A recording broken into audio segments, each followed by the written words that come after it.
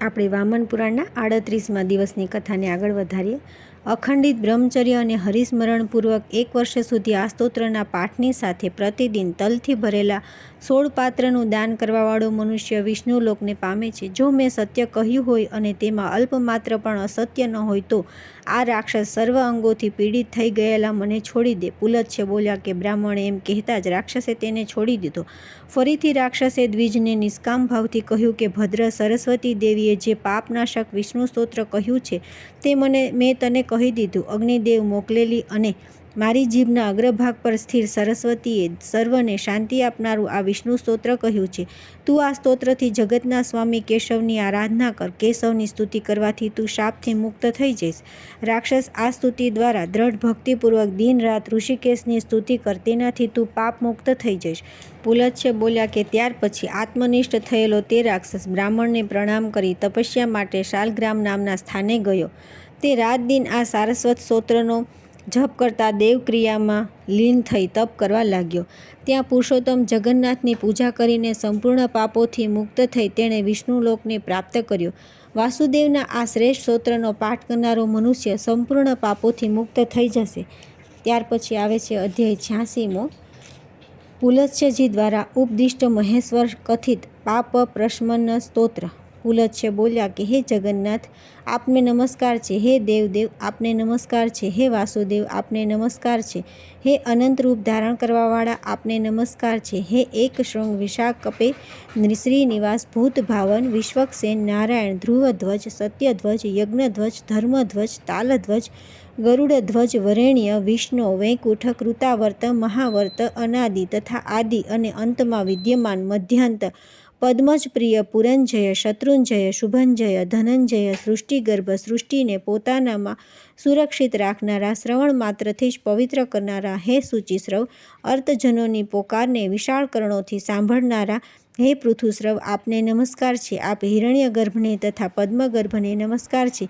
આપ કમલનેત્ર તથા કાલનેત્રને પ્રણામ છે. હે કાલનાભ મહાનાભ વૃષ્ટિમૂલ મહામૂલ મૂલાવાસ ધર્માવાસ જલાવાસ શ્રીનિવાસ ધર્માધ્યક્ષ પ્રજાધ્યક્ષ લોકાધ્યક્ષ સેનાધ્યક્ષ કાલાધ્યક્ષ ગદાધર શ્રુતિધર ચક્રધર શ્રીધર વનમાલા અને પૃથ્વીને ધારણ કરવાવાળા, હે હરે આપને નમસ્કાર છે. હે અચિરસેન, હે મહાસેન પુરુથી સ્તુત બહુકલ્પ મહાકલ્પ કલ્પનામુખ સર્વાત્મન સર્વત્ર વિભો વિરંચી શ્વેત કેશવ નીલ રક્ત મહાનીલ અનિરુદ્ધ દ્વાદશાત્મક કાલાત્મક સમાત્મન પરમાત્મક આકાશાત્મક સુબ્રહ્મણ ભૂતાત્મક હરિકેશ મહાકેશ ગરુડાકેશ મુંજકેશ ઋષિકેશ સર્વનાથ આપને પ્રણામ છે. હે સૂક્ષ્મ, હે સ્થૂલ, હે મહાસ્થૂલ મહાસૂક્ષ્મ શુભંકર ઉજ્જવલ પીળા વસ્ત્રવાળા નીલાવાસ કુશ પર શયન કરવાવાળા પદ્મ પર શયન કરવાવાળા જળમાં શયન કરવાવાળા ગોવિંદ પ્રીતિ કરતા હંસ પીતાંબર પ્રિય અધોક્ષજ શિરધ્વજ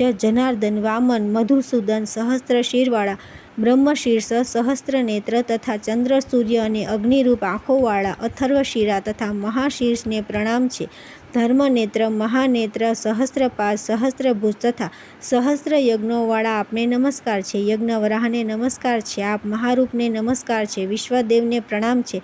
હે વિશ્વાત્મન, હે વિશ્વસંભવ વિશ્વરૂપ, આપથી આ વિશ્વ ઉત્પન્ન થયું છે. આપ ન્યોગ્ધ્ર અને મહાશાક છો. આપ જ મૂલ કુસુમાર્ચિત છો.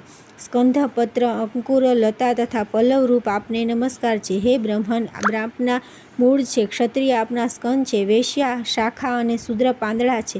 હે વનસ્પતે આપને નમસ્કાર છે. અગ્નિ સહિત બ્રાહ્મણ આપના મુખ તથા શસ્ત્ર સહિત ક્ષત્રિય આપની ભુજાઓ છે. વૈશ્ય આપની જાંઘોના પાર્શ્વભાગથી તથા શૂદ્ર આપના ચરણોથી ઉત્પન્ન થયા છે. આપના નેત્રોથી સૂર્ય ઉત્પન્ન થયા છે. આપના ચરણોથી પૃથ્વી, કાનોથી દિશાઓ, નાભિથી અંતરિક્ષ તથા મનથી ચંદ્રમા ઉત્પન્ન થયા છે. આપના પ્રાણથી વાયુ, કામથી પિતામહ બ્રહ્મા, ક્રોધથી ત્રિનેત્ર રુદ્ર અને શિરથી દ્યુલોક અને આવિર્ભૂત થયા છે. આપના મુખથી ઇન્દ્ર અને અગ્નિ, મળથી પશુ તથા રોમથી ઔષધિઓ ઉત્પન્ન થઈ.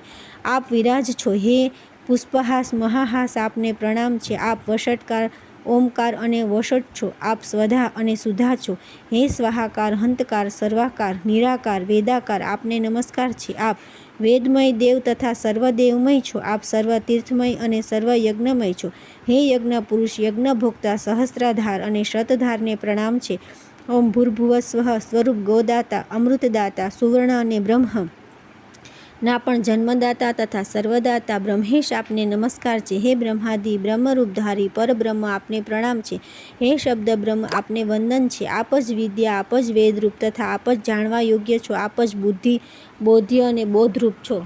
આપ હોતા, હોમ, હવ્ય, હુયમાન, દ્રવ્ય તથા દ્રવ્યવાટ, પાત, પૂત તથા પાવનીય ઓમકાર છો. આપ હંતા, હન્યમાન, હીયમાણ, હર્તા, નેતા, નીતિ, પૂજ્ય, શ્રેષ્ઠ તથા સંસારને ધારણ કરવાવાળા છો. આપ સુક, સ્ત્રુવ, પરમધામ, કપાલી, ઉલુમ, ખલ, અરણી, યજ્ઞપાત્ર, અરણેય, એકધા, ત્રિધા અને બહુધા છો. આપ યજ્ઞ છો અને યજમાન પણ છો. આપ સ્તુત્ય અને યાજક છો. આપ જ્ઞાતા, જ્ઞેય, જ્ઞાન, ધ્યેય, ધ્યાતા તથા ઈશ્વર છો. આપ ધ્યાન યોગી, યોગી, ગતિ, મોક્ષ, ધૃતિ, સુખ, યોગાંગ, ઈશાન અને સર્વગ છો. આપને નમસ્કાર છે. આપ પરાક્રમ, વિક્રમ, હયગ્રીવ, હરીશ્વર, નરેશ્વર, બ્રહ્મેશ અને સૂર્યેશ છો.